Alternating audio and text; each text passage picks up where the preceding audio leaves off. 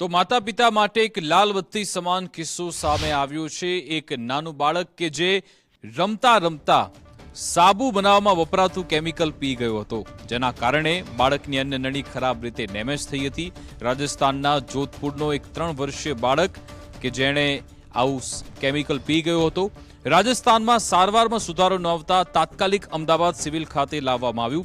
Civil હોસ્પિટલના paediatric surgery વિભાગના નિષ્ણાત ડોક્ટરોની કુશળતા અને ટીમ વર્કથી બાળકની સફળ સર્જરી થઈ। બાળકનું ફીડિંગ ગેસ્ટ્રોસ્ટોમી કરવામાં આવ્યું હતું, જેથી પેટમાં સીધો ખોરાક આપી તેનું પોષણ જાળવી શકાય। મહિનાઓ સુધી સતત ફોલોઅપ, પોષણની તૈયારી અને તબક્કાવાર મૂલ્યાંકન થયું। બાળક હવે મોઢેથી ખાઈ પી શકે છે। કેમિકલ પીધા બાદ ગળામાંથી ખોરાક ઉતારવામાં મુશ્કેલી પડતી હતી। 17 નવેમ્બર 2025ના રોજ સર્જિકલ પ્રક્રિયા હાથ ધરાઈ અન્ન નળી કાઢી નાખવામાં આવી હતી અને ગળાના ભાગે કાણું થયું હતું। છેલ્લે 20 મેના રોજ અતિ જટિલ ગેસ્ટ્રિક પુલઅપ સર્જરી સફળતાપૂર્વક પાર પાડી હતી। पूरी नली सड़ गई थी। फिर उन्होंने यहाँ से एक नली निकाली, उसकी वजह से इसको हम यहाँ से पीने के लिए लिक्विड वगैरह देते थे। फिर हमें अगले ऑपरेशन का बताया। जब दूसरा ऑपरेशन यहाँ से हुआ, जो अन्न नली को उन्होंने यहाँ से बाहर निकाला था, उससे थूक वगैरह इसका आता था।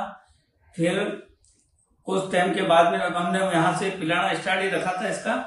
फिर कुछ समय के बाद में इन्होंने हमें तीसरा ऑपरेशन का सजेस्ट दिया था कि इसको उसमें वापस जोड़ेंगे, जोड़ने के बाद में आपका बच्चा अच्छा हो जाएगा।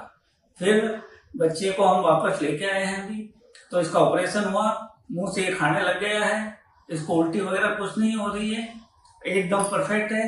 तो मैं गुजरात सरकार और डॉक्टर राकेश जोशी की टीम का बहुत धन्यवाद मानता हूँ।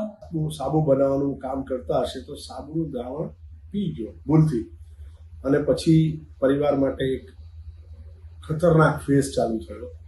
તરત જ એનાથી રહેવાયું નહીં, એટલે પાણી પણ પી નહોતો શકતો, ખાઈ નહોતો શકતો।